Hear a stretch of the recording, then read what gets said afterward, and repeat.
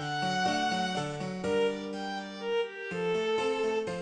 welcome to onlinegroomingschool.com. My name is Yvonne, and this is our series on pet hygiene. There are two videos that you'll be watching, part 1 and part 2. And we're going to basically teach you about proper bathing, about the tools of the trade, and we're going to go in detail as to what we're going to show you, but make sure you view the video videos at least twice. There'll be a quiz at the end that you'll be required to take, and there'll be a picture you'll submit, and that's how you'll get your certification as a pet hygienist. So I just want to go over some of the kind of an outline that you'll be able to print out in a PDF file or Word doc, so you can review it in a printout. But basically, like I said, we're going to talk about tools, maintenance, hand exercises for your scissors, prepping for a bath, bathing, blow drying techniques, brushing. Okay, also dematting techniques. Some dogs need to be dematted a little bit. What to do on a flea dip. If a dog gets in a chicken fight with a skunk, what are you going to do to get that smell out? How to remove ticks, what to do with a matted coat.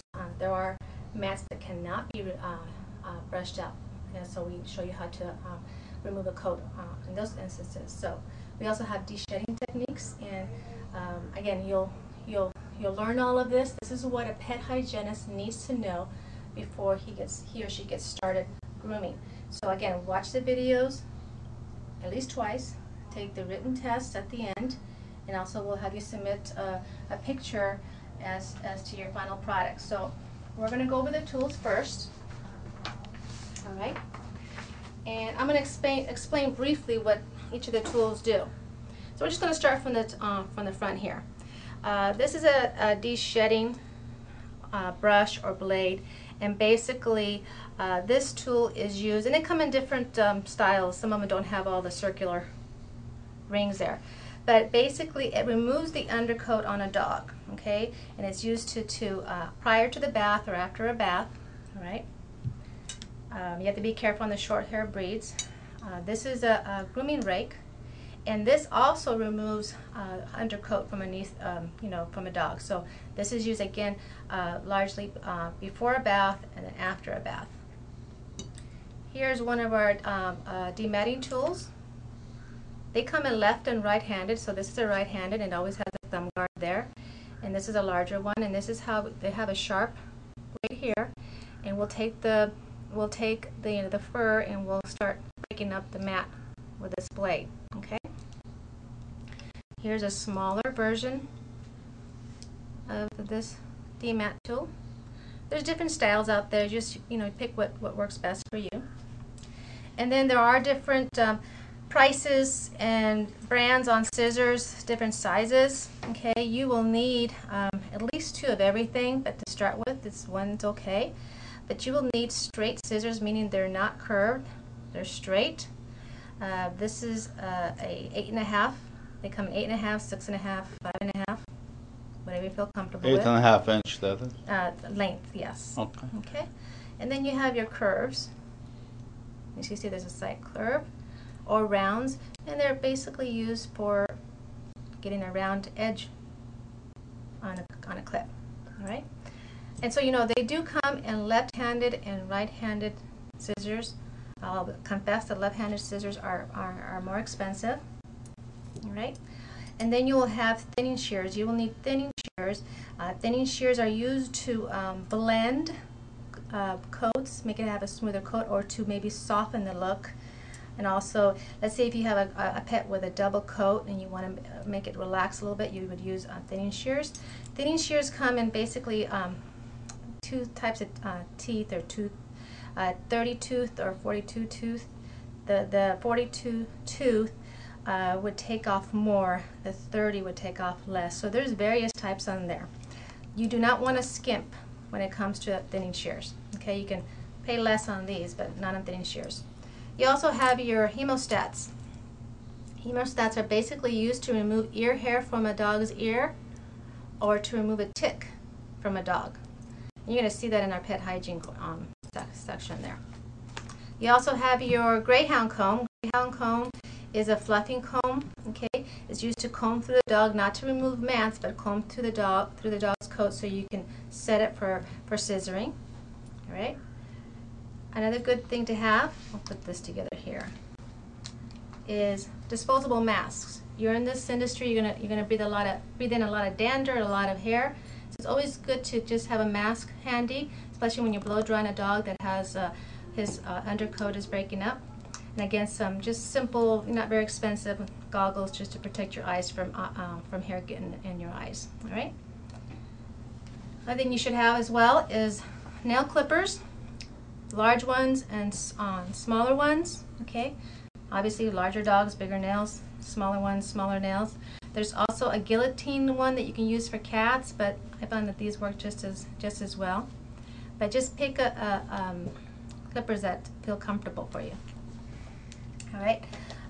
Then we're going to go here to our blades, and this is very basic. So there are other blade lengths up there, but this would be good. And this is one set. You should have more than one set, but just for the purpose of showing you, we're going to just have one here. We have a 40 blade. Okay, 40 blade. The higher the number, the shorter the haircut. So 40 is going to leave almost nothing on the dog. It's basically a surgical blade. But what we like to use a 30 blade for is to clean out, shave out the hair from underneath the pads of a dog. All right. We also have a 30 blade. All right. It's going to leave more hair on the dog, but we like to use a 30 blade with our attachment combs, which I'll explain to you in a little bit. Okay. Generally, these blades are not used directly on the dog's coat. Okay. Aside from the 40 on the pads, that's fine, but you don't want to use this directly on the coat. Common blade is number 10 blade. Number 10 blade basically leaves about a 1/8 on the dog of hair. 1/8 of an inch. 1/8 of an inch, and primarily used for sanitation, meaning a sanitation trim around the private areas and the inner ears and the anal areas. And again, we'll show you why we use that. Okay. The higher the number, the closer the teeth are together. The reason why we want to use this in a sanitation area because there's a lot of small, thin skin in this in the underbelly and stuff, and we don't want any skin getting caught. So there's a less chance of that happening if the teeth are closer together. Right? So these you'll notice that don't have a letter following the number. Anything after the number 10, you'll have some letter depending on the brand. Like for instance, this is an Andis Ultra Edge. It's a number 7, and it's a finishing blade because it's followed by a letter. So when you order your blades, you always want to get anything above the 10 with a letter. This happens to have a C. It's just that's what they call it. So want to get a finishing blade. The 7 finishing blade will leave about 1/4 of an inch of length on the dog. All right. As you go further, we have a 5 finishing blade. The 5 will leave about 1/2 an inch of length on the dog. And when I'm talking about length, I'm talking about when you're clipping with the grain, meaning if the hair is growing this way, you're clipping this way. That's with the grain. All right. Your next size that you'll need is a 4 finishing blade. That blade would leave about 3/4 of an inch on the body. All right. Then I've included here a 4 skip tooth. Now I want to show you the difference here when I talk about ordering finishing blades. You always want to order finishing blades as your main blades. This is a 4F and this is just a 4. They both leave the same amount of length, except that you can see the teeth are further apart on the 4, what's called a 4 skip tooth, because it appears it's skipping a tooth. All right. This blade is used for blending. They do come in other sizes, okay, but it's a dangerous blade. So unless you're comfortable with clipping, don't start using this blade unless you're comfortable. I like to use this blade when I'm blending a head with a shorter body, and we'll show you that in our other videos. All right. Then we have our 3 finishing blade, and that will leave about 1 inch. 3. On the coat. Again, there's a 5/8 and there's some other blades, but this is a really good start. Have 2 of each, at least 2 of each. Why? In case one is hot or you break Well, down? primarily when you're clipping, your blades will get hot, okay? And to save time, you take one blade off and put the cool one on. That would be the obvious reason. But if one falls on the ground and it breaks, you still have a backup. All right. Okay. So then you have slicker brushes. Okay, you will have generally a larger one and a smaller one, and they have little pin type, sticks here that help to brush out the coat. You have to be careful. You learn this when we're teaching you how to brush out the coat about brush burn. So you have to be careful, but this is what you would use as a brush. We have our brush and we have our Greyhound comb. So those are the two ones that you would be using. This I just put in here. This is how we clean our tools. We're going to show you how we clean our tools, but a good old toothbrush will help as well. All right. Then you can come back here. Remember I was telling you about the 30 blade. Okay. On occasion, you will have to leave more length on the pet other than the 1 inch that we were talking about with this 3 fishing blade. And there's combs made by Oster, Andis, Miller. There's different companies out there, but they will tell you, for instance, this is an Oster, and usually like in the front, it'll show 1 inch. So this comb will leave about 1 inch on the dog. This one will leave, it says here, 1 1/4. So there are larger ones, and then there are, a series of smaller ones, but this is pretty basic. And like I said, when we use the comb, we use the 30 blade with the clipper to clip the dog, right? You don't want to use any of the other blades with the combs, because you won't get the effect you're looking for. So just use the number 30 then. Just use the number 30 for your attachment combs. These are called attachment combs, or also called docks, but if you use any other one, you're not going to get the effect that you're looking for. If you're in a pinch, you can use the 30 and the 40, but 30 works best. Okay.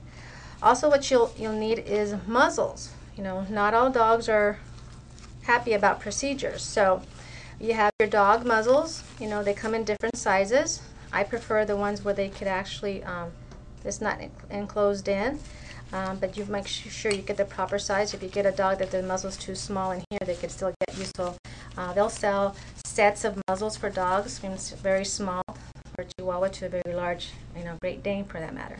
Okay, and then they also do have cat muzzles. Again, different sizes. All right, so you want to have that in your toolkit. Other thing you have to have, of course, is a clipper. So clipper is important. This is an Andis clipper. It's a 2-speed, and you should have more than one clipper. Again, if your clipper breaks, it's not like you can just take the blade and start doing this by hand. You definitely need another clipper. Okay. Then we're going to go over here, and this is some kind of basically the stuff that you'll be replacing more often. Okay. Cotton balls. You want to be able to clean the dog's ears with the cotton balls. Okay. And let's see if we can find this here. With every pet, you should have an ear cleaner. Okay. Use an ear cleaner, and you basically take the cotton ball and you clean the ears with it. Okay. Another thing you will need for ear care is ear powder. Remember we talked about the hemostat, that we'll use the hemostat to pull that ear hair. Well, the ear powder, you put the ear powder in the ear first and then pull out the ear hair. Alright? They come in smaller versions, but it's just what I had to show you there. When you're doing clipping nails, on occasion you'll hit a quick. And now what I mean by quick, it's the blood vein that's in the nail. And basically it's a coagulant. It's a yellow powder, and usually if you accidentally hit it quick, you can apply that, take a little pinch and apply it on the nail, and it'll make it stop bleeding. Okay. Obviously you're going to have shampoos, and I just put some examples here, but before I go to that, I should show you about our Clipper Cool. There's many brands out there, Cool Lube and stuff like that, but basically you're looking for a spray that cleans, oils, and disinfects. You use this Clipper Cool spray when your clippers are getting clipper blades are getting hot. So you would spray it. Again, we'll show you that. It cools the blade, and then you can use another blade. All right. So quickly here, we're just going to show you some shampoos that basics you should have. You should have it. You know, this is a Citrus Plus. This is a fleece shampoo.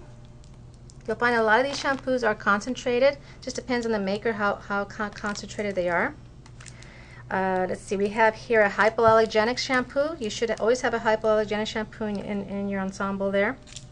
All right. They also have one-step shampoos where you don't need a conditioner. All right. There are oatmeal shampoos. This is another one you should have because some dogs are, have like flaky skin. You should have an oatmeal shampoo along with a conditioner. Some of these conditioners are also dematting spray, so you can dilute it and use it as a spray to demat a coat. But here's a nice conditioner. Whitening shampoos, basically they brighten or whiten up a coat, so you can use this on a black coat or a white coat, and it'll just bring the color out more vibrant. All right. So when you're looking at shampoos, you're looking at for an all-purpose shampoo. You're looking for a fleece shampoo, oatmeal, hypoallergenic, a whitener, maybe a conditioner, and you can always experiment with other stuff. But those are kind of your basics. And also, you want to be able to use like here's a detangler. There's also liquid detanglers, and if you choose, you can also have clothes and bandanas, little foo-foo spray.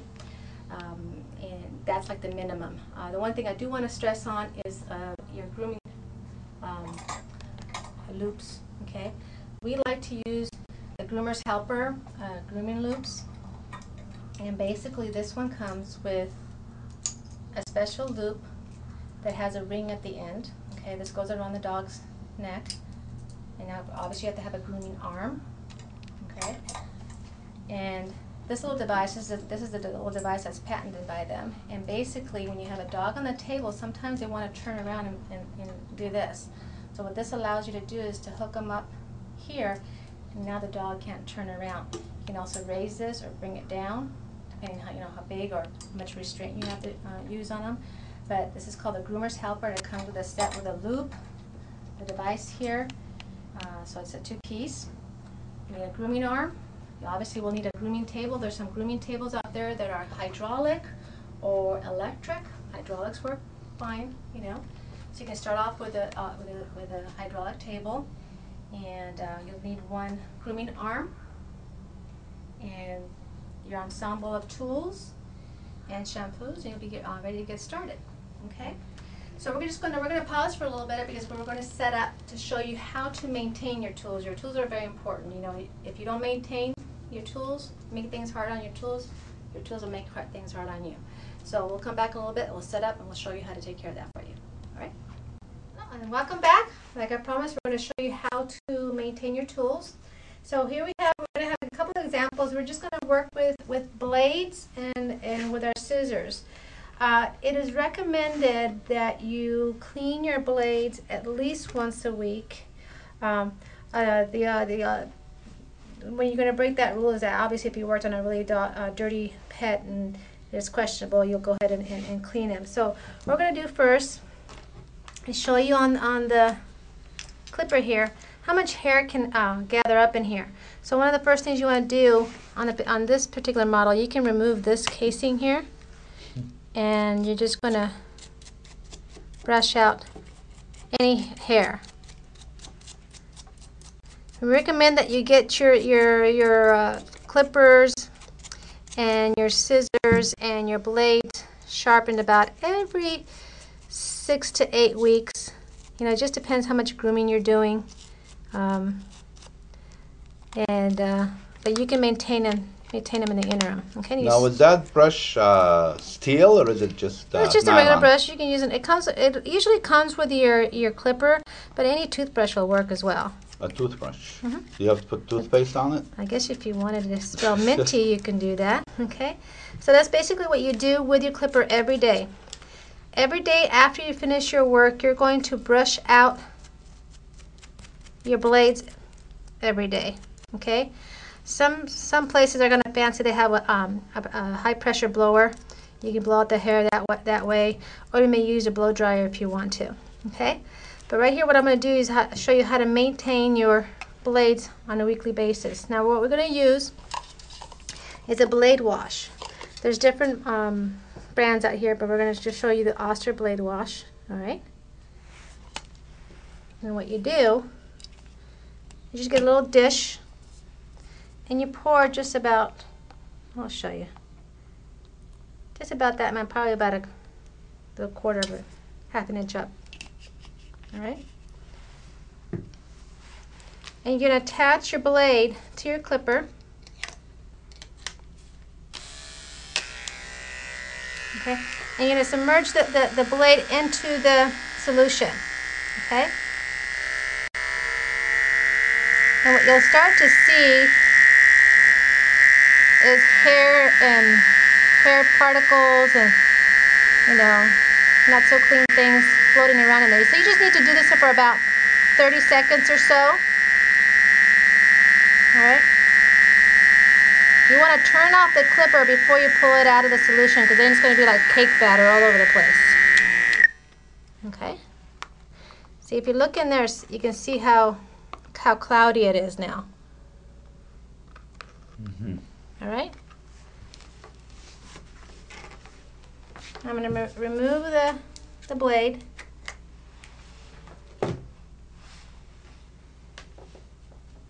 Okay, and just wipe it down. You want to make sure you get all the oil off, because if you're going to go right into working with the pet, it'll get the oil will get on the pet. The next thing you want to do is, the back blade is the actual cutting blade. So what you're going to do is you're going to move it to one side, and you're going to get some oil. Clipper oil works just fine. And you're going to put right where there's any friction between metal and metal is where you want to put the oil. So just like one dot here, one dot here. I'm going to move it over.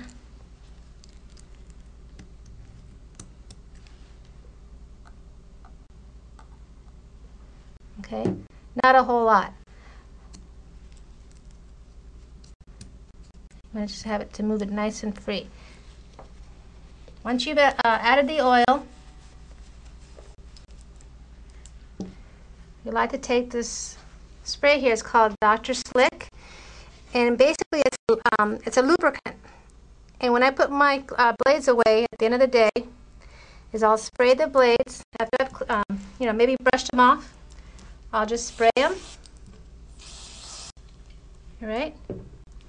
And then you can just take the blades and wrap them in a paper towel, or put them in a protective case.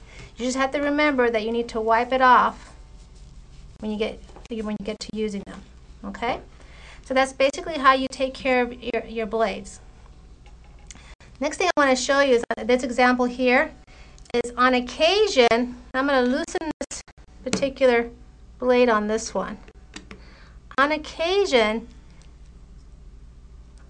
the cutting blade in the back will not be centered, and it also will move kind of like a little bit like this. So you want, if that happens, it's not going to cut correctly. So you have to loosen it and then center it, and make sure that this plastic part here is in this groove. All right. The other thing you want to watch for is you do not. Let me see if I can get the right angle here. I'm gonna make it so it's not on here correctly. Let's see. This is what you do not want to see. I'm gonna fall apart. Here we go. You never want the cutting blade above this part. Can you see that, how they're sticking up? Can you catch that? Mm-hmm. If this is above the ledge here, this could cut the dog. You always want the tips of that cutting blade just right underneath this little slope here. You don't want it beyond. You want it just right underneath. Okay? On occasion, when you're moving this to oil it, it could slip out. You know, it's not impossible to put back in, but it's a little bit of a chore. Sometimes this little plastic piece here will also slip out. Again, not impossible to put in, just a little bit of a chore. All right? So go ahead and put that back in. These little plastic parts, you can get them. There are replacement parts. You can get them from Pet Edge or your local, supplier. So we're gonna go ahead and put that back in. Again, making sure that it's centered.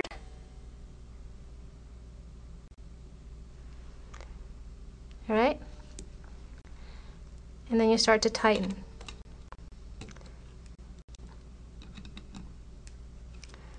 You kind of do both sides a little bit at a time, so you can keep adjusting.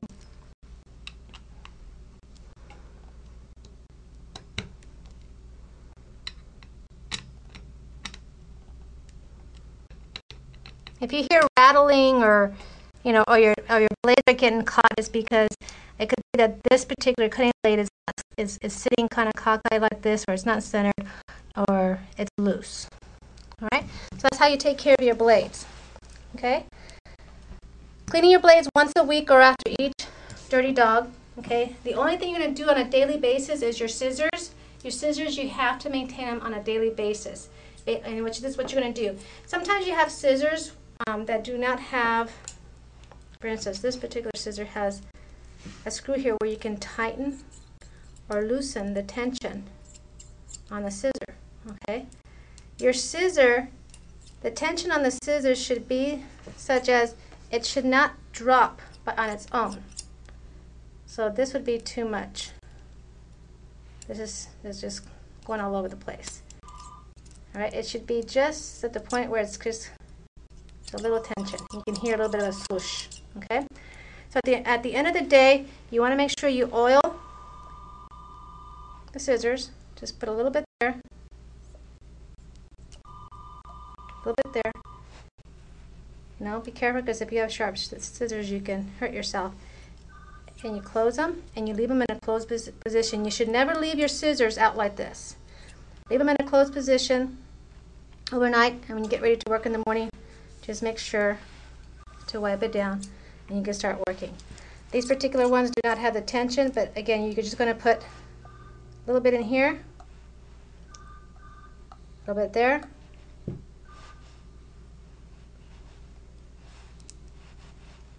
And then you're good, and you leave it in a closed position. Never leave them in an open position. Okay?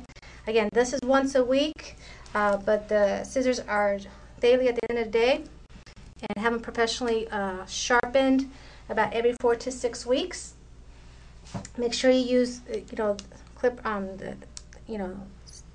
solutions that are made for your tools.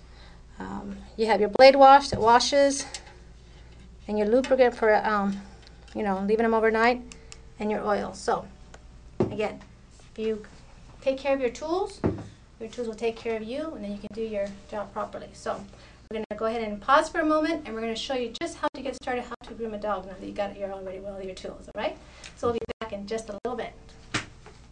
Hello and welcome back. As we promised, we're going to go ahead and show you what we're going to do next as far as the beginning of how to start grooming your pet. This is Polo. Polo, say hi to Polo. He is a perfect specimen for what we're about to show you. All right. So what we're going to do first, I want you to just kind of give you an idea. You're still going to use the Aubrey Dog Grooming Guide by Sam Cole. Okay. Mine's pretty beat up, but at the beginning of his book, it shows a lot of the tools like we talked about earlier as far as toolkit. Your slicker brushes, your dematting combs, your shedding blades, all sorts of tools, scissors, flea combs. So there is some reference in the beginning of his book as to the tools and what you might need to prepare the dog for a bath. So what we're going to cover right now is actually get him ready, and we call that prepping him for a bath. And we're going to go through all the steps. What we're going to do with Polo is we're going to clean his ears. We are going to clip his nails. We're going to shave the V-pads. We're going to do a sanitation trim. And because he's in what we consider a matted condition, I'm going to use him as an example for multiple purposes as to what we would do prior to the bath. But let's go ahead and just start from the beginning. Okay? Whenever you get a pet in, you're going to do just a rough little examination. You want to feel for anything unusual underneath the coat. All right? And he seems pretty relaxed. I know from the owner that we're going to have to go down short. All right? So what do you feel for when you say We're feeling for like any growths, any scabs, anything like if you feel like a lump or something. Now we're not vets, but you can make an observation. So if you feel something there, maybe even a mole, you can make an observation and write it down in your intake card, so you'll have that as for your history. We detect a lot of things that happen that's going on with the dog prior to even to seeing the vet. So we're just observers, and we're going to make that aware to the owner. Okay. So he seems pretty relaxed. The first thing we're going to do, Polo here is the type of dog that needs his ear hair plucked out. So we're going to go ahead and do that first. Okay, come here, Polo. And what we're going to do is we're going to do one side. Okay. When we pluck the ear hair, we're only going to pluck the part that's in the canal, nothing on the outside. All right. Now, as I introduced to you the groomer's helper, I'm going to go ahead and attach him to the groomer's helper. Okay, because they don't always enjoy this. A lot of them don't. And I'm basically plucking the ear hair out, and I don't want him to try and bite. We're going to go on this side. We got more. Okay, so we're going to put the ear powder right in there. All right. And what the ear powder does, it gives you, it allows you to be able to hang on to the hair a little bit easier. Okay. So what you do, you can use your fingers and you just start pulling. See that? That's because the poodle breed doesn't shed, right? This particular dog does little or no shedding at all. So if you have a German Shepherd who does shed, what do you do? You wouldn't pluck ear hair out, but you would definitely clean the ear. All right. And then if you get something that's really kind of hard to get in there with your fingers, you can use the hemostats. How do you know which dog will actually shed and dogs that don't shed? Well, in the Sam Cole Dog Grooming Guide, it'll tell you if the dog is shedding breed or not. Oh, okay. So just refer to it. Just refer to it. So see, now the canal is pretty clean from hair. You want to remove the hair. Thank you, Polo. Polo, you're a good doggy. Primarily because if there's no airflow in the ear, it gets prone to ear infection. So it needs airflow, and the hair will block that. All right. Next thing you will do. So if this was a shedding breed, you would go straight to cleaning the ear with a cotton swab and a cleaning solution. This is ear cleaning solution? Ear cleaning solution. They can get that at Petco or PetSmart. PetSmart, PetEdge. We have a list of suppliers for you on our website, along with the toolkit information. So you can always refer back to that link. Mm-hmm. Yeah, I see you brought your toolkit here. Yes, so they're right there. You can see. I see. My toolkit in the making. You can get something like that. It comes, fully loaded, ready to rock and roll. Good Comes deal. in different colors: silver, purple, blue, pink. Okay. So now we've got a nice clean ear there. See that? Yeah. We're not going to remove any of the hair out here. We're not plucking anything out in this area. All right. Now, obviously, when I do the other side, but for the time's sake, I just want to show you the steps. I'm going to do the other ear as well. The next thing you're going to do is you're going to go ahead and clip the nails, okay? Mm-hmm. Now, if you look at the nails here, and if you also look at the handout that comes with this video, there's a reference as to where we clip, how do we determine how far to clip. Here's a perfect example of white nails. If you look closely, you can see the, let me move this way from the light, the vein. That's the quick. If I can zoom in on that portion part there. So can we? Okay. Okay. That pink area, that's the vein. Okay, that's called the quick. All this other part down here is just dead. So that's the nail you can clip. Okay, and that's your guideline. All right. So we're going to go ahead. I'm going to go ahead and get the nail clippers. All right. Always have a quick stop, the coagulant ready in case you hit it quick. What does that actually do in the quick? That actually stops the bleeding. Okay. Again, you can purchase this at your so local. in case you hit the vein vein, Yeah. it starts to bleed, you put that on. Right. Okay. And sometimes these veins are kind of sneaky. They appear to be, for instance, sometimes they appear to be up here, but a small portion of the vein might be coming down at the bottom part, like a little slither down here, and you hit it. It won't bleed a lot, but you know, it could happen. All right. You want to clip the nail. This is the pad. You want to try and clip the nail this way, not this way. Sometimes that's not possible, but we try to do our best. Okay? Good. Good boy. Make sure you reference the handling techniques and how to hold a dog for nails. That's in the handout? Yes. That they need to. Yeah. You're a good boy. Thank you so much. Wow. Yeah. I'm surprised he can walk. Okay, we gotta look for the rest. I know, I know. Oh, he's giving kisses. I know, you don't want me to hold you. Okay, so that's what you would do. Okay, you want it so the nails are not touching the ground. See how they're not touching the ground? Mm-hmm. So that's where you want them to be. All right? Other thing you want to check for is the dew claw. The dew claw is, let me see if I can feel it, is up high. You see that?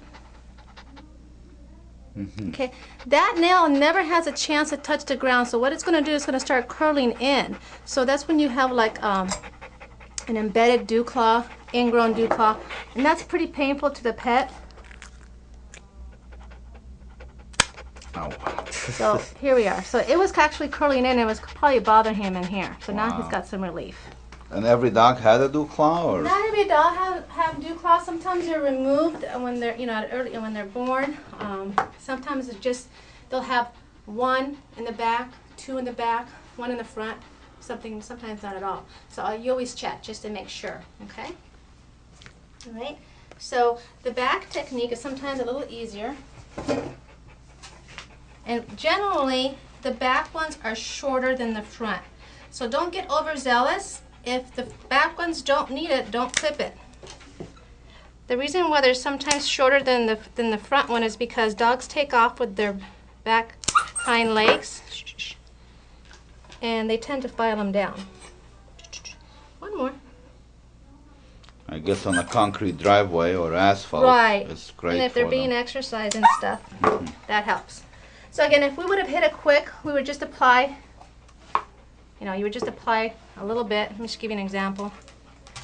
You would just apply it at the tip of the nail. And how long do you leave it on for usually? It just stays on. It'll fall off in the shower.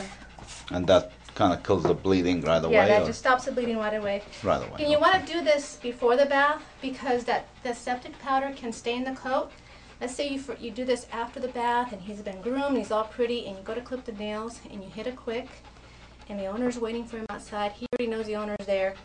You hit the quick, you put that stuff on. Now he's excited, so his bloodstream is going really, really fast. So it takes longer for the coagulant to take effect, and now you've got a little yellow bleeding foot to kind of dry and clean up again.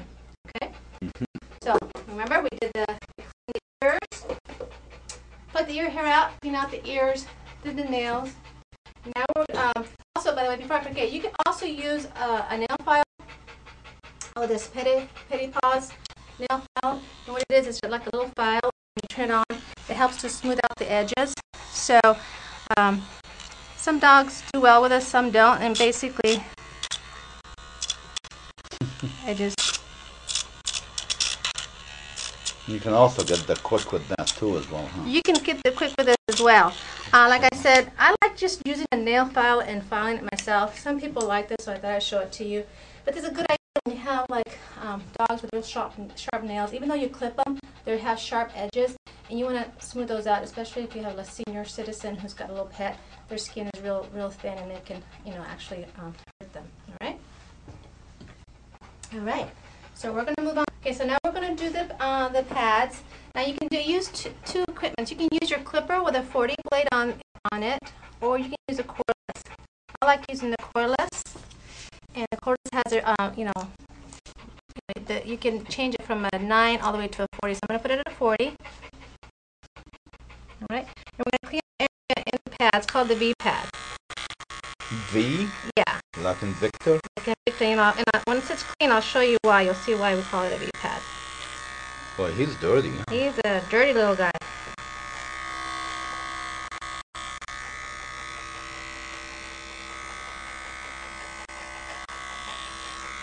See, this is the main pad, and this is the toes. If you draw a line with this, it's a V pad. So you want to get everything in there, okay?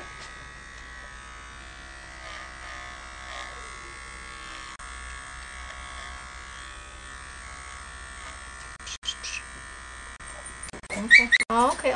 Okay. All right. So, and make sure you get all of them.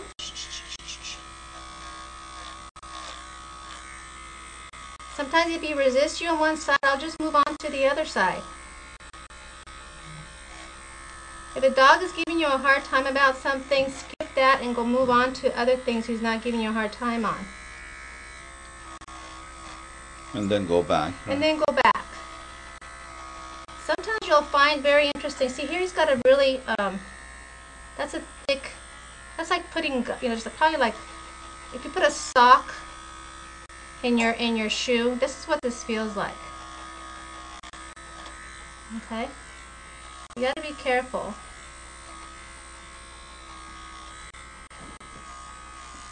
You see that, all that coming out? So you clean them between the pads, huh? Yes. Some dogs don't do well with this. I can see already there's a couple of foxtails in here. And he'll probably be kind of sore later on. We might go back in here after we wash it. Okay. So you can clean the V pads. You can see just how much hair just out of those little pads came out. Okay. So you clean the V pads. Next thing you want to do is what's called a sanitation trim. Sanitation trim is in the back and also underneath the belly. All right. So we're going to start with the back. Here we go. That's his back. All right. Generally, any dog that has hair here